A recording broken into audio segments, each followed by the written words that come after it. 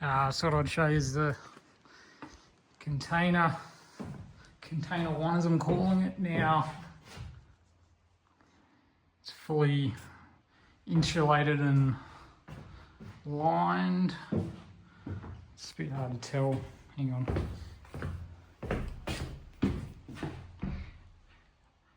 Yeah, so all plywood. I still got to put that bit of colour on there that's going behind the fire, but I'll do that after I paint. So yeah, I wasn't sure whether to paint it or not. I was going to paint the roof, but that didn't really work out with the way I ended up doing it. So I think I'm about to paint all the walls just like a grey colour. It sort of looks cool, all plywood, but I think I would get sick of it. It's a bit too much with the roof and everything, just all being raw plywood. So I'll show you when I've got that done. Well, it's an absolute scorcher down here at Hobart today. Like 20, 21 degrees, I think. So not bad, better than rain and wind. So that's been nice. Still, only just stopped raining though. There's still moisture coming out of the ground here, but anyway, it's been a nice day. So I just pulled all the shit out of this container, vacuumed it out, and so there's a bit of shit laying around here. But yeah, I've been busy. I've basically just about got this container ready to move in to. This video might be a bit all over the shop because I filmed a few updates through the week of various sort of adventures I had. I had a little water leak I had to sort out, and I kept thinking I'd sort it out and didn't. And anyway, there's me droning on for 7 or 8 minutes with all that crap. So I'll put that at the end if anyone's interested. But we'll just jump ahead to present day. Yeah, that's it. It's about 98% done. Got walls painted, carpet in, fireplace. I just vacuumed and moved everything out, so she's probably never going to look much cleaner than this.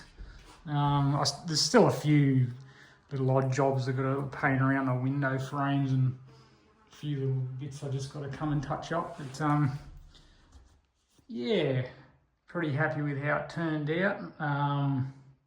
These boards, they might look a bit weird, but the way, well, it's kind of a long story, but when I was originally building the loft bed thing, I kind of wanted to push the roof line up as high as I could. So I ended up, the walls were like slightly longer than, or taller than 2.44 metres, which is what all the standard panels and that come in. So I had to just make a bit of a trim panel to sort of just take up that bottom section. But anyway, I think it looks fine. I just painted it the same grey that the corrugated iron behind the fireplace is.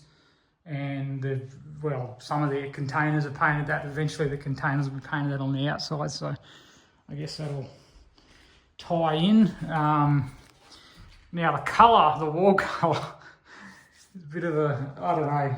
I know greys are difficult, but when I originally went into Bunnings and I picked out a colour, I went for what I thought was like a really light grey. Like it was sort of, well, to me in the shop, it looked like it was just, like a not quite darker than off-white, but not much. Like it was just kind of quite a light grey because I didn't want to go too dark with the walls. But anyway, when I started painting, I was like, man, that looks dark. And yeah, I'm sure it's darker than what I picked out, but I don't know, I haven't been back to have a look. But it doesn't matter. Initially, I was a bit unsure about it, but I actually kind of like it now. I've lived with it for a few days. It's like now I've got the darker accents and that in it. I think it looks pretty good. I'll go to widescreen. You might get I don't know.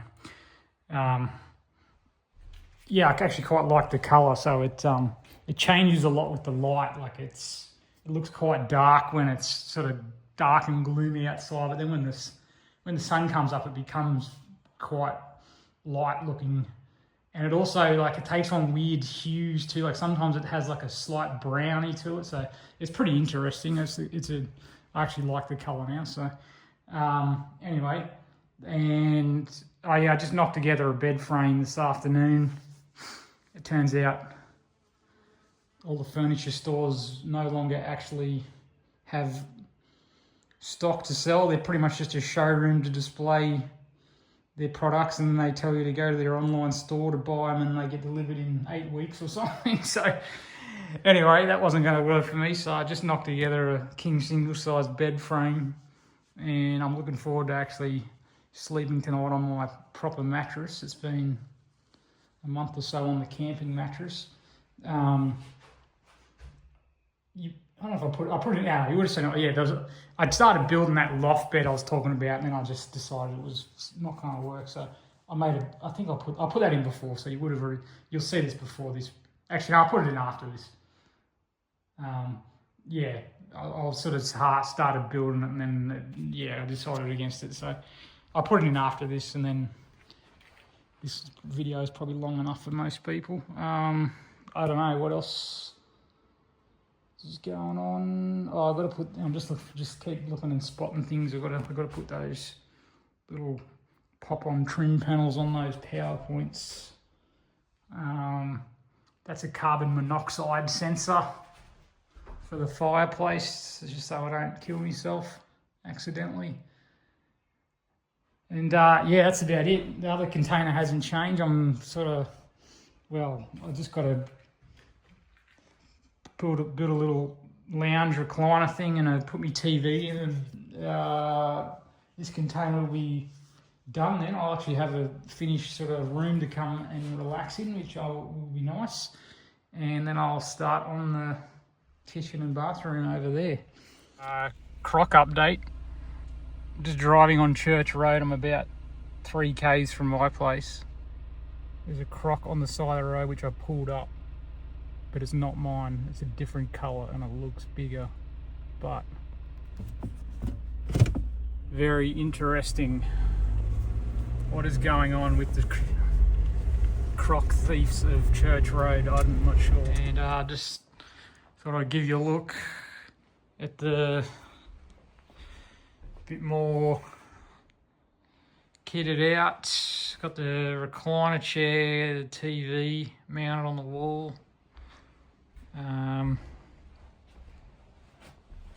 And bed that's been nice to sleep in, and got a little desk. I've got to modify that a bit. That's just a temporary setup at the moment, but God, it's bloody hard to get a decent perspective in here without going super wide. But anyway, there's the desk, TV, and the TV.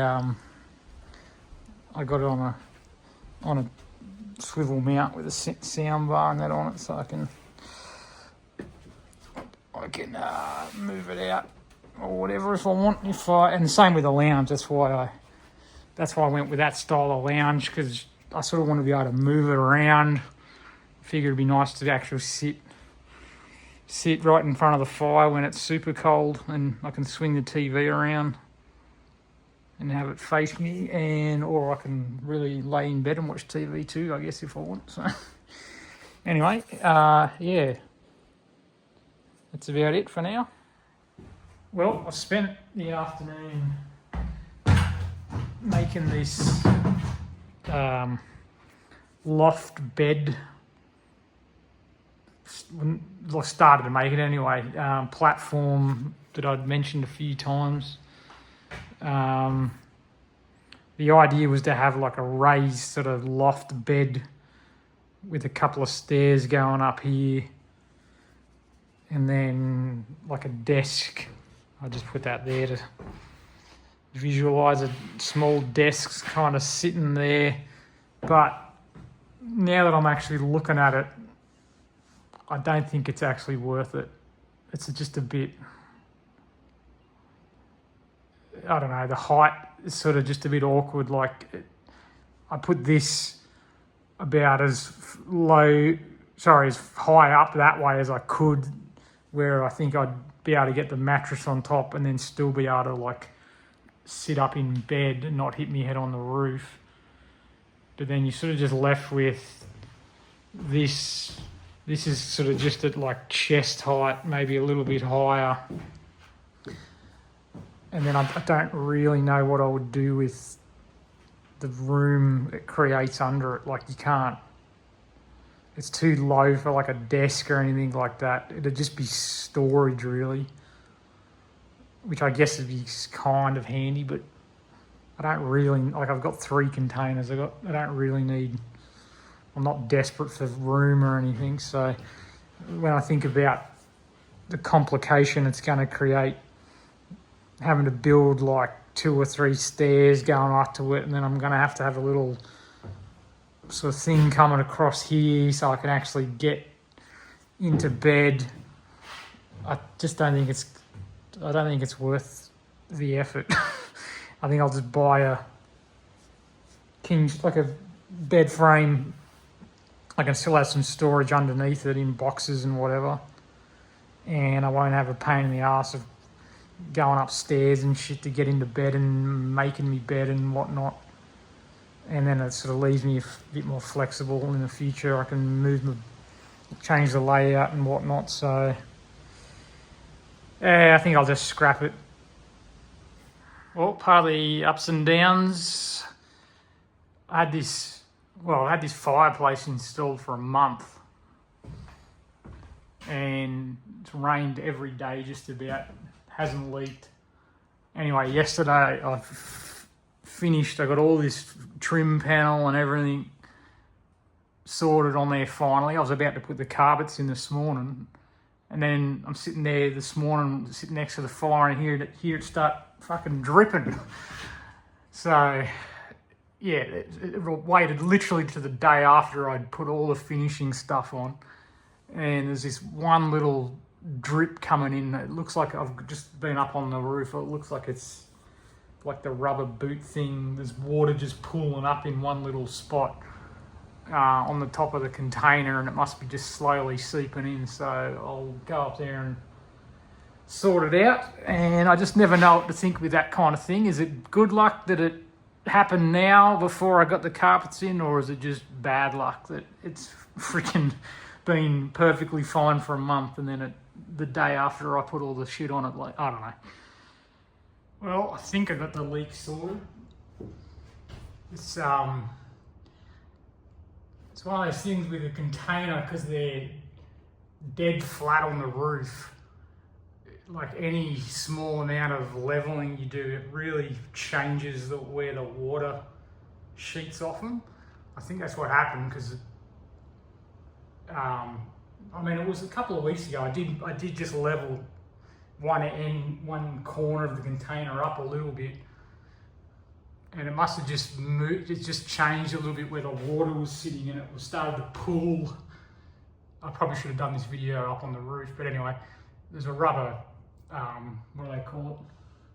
Boot thing. I've forgotten the bloody name. Flashing, and the water was just sort of catching in one corner and sitting there, and it must have just slowly, worked its way through the sealant and that. So anyway, I got up there and just put a heap more sealant and kind of built it up on a bit of a ramp so the water kind of gets pushed back down away from it. So I've just dumped a couple of litres of water up there, and it doesn't seem to be leaking, but I'll just leave that uncovered until it rains again, which won't be very, very long. I think it's going to rain again today. So we just had a crazy windstorm overnight. There's some Arctic warming event or something that's been going on for the last, pretty much since I got here. That's why it's been windy every day. The wind has been like relentless pretty much, except for a few still days, but there was a bit storm, like a wind warning come up yesterday afternoon. So I got up I was a bit worried about the solar panels getting pushed, blown off the roof. So I just went and put a couple of straps in there. You can't really see them there. A few straps on the back of it. I think I might re-look at that help me sleep a bit better at night, not worrying about whether the solar panels are going to fly off the container or not. Oh, they're solid. I mean, they didn't go anywhere. There was some massive gusts, but I think where I am in the valley, it's not bad because you don't get like big gusts just in like one solid direction. It all gets swirled up and around. I've got this big mountain sort of behind me here, so the gusts I do get are kind of all a bit sort of, I don't know, like they're all a bit broken up by all the mountain trees, so it's not too bad. But anyway, oh yeah, took the bed frame out, gave up on that idea, and I'll probably I'm going to try and buy one, or I'll just make one out of what I started with there. So I guess I'll put the carpet in today and go from there. So the saga continues. You won't see it there, but I thought it was all good. It's been raining for 3 hours. It wasn't leaking. And then I lit the fire like 40 minutes ago because it was freaking cold and I went in putting carpet down. And then I looked up 20 minutes later and there was water dripping down the back of the chimney. And it's actually coming out of this heat shield thing. So I'm thinking it might actually be condensation because it's a cold day. Maybe just the heat of the fire coming through it until it warms up, it just condensates and then it starts dripping and then it stops. I don't know. So either that or it's just some other leak coming through the top. But I'll run the fire for a while and see whether it keeps dripping or not. I don't know. It's doing my head in. Well, if you've been following along on the leaking from the flue situation, I think I've nailed it. It's actually this seam. Sorry, I'm up on a ladder here, so there's the top.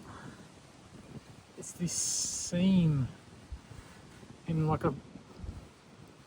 It said, like, I put this on, and it said like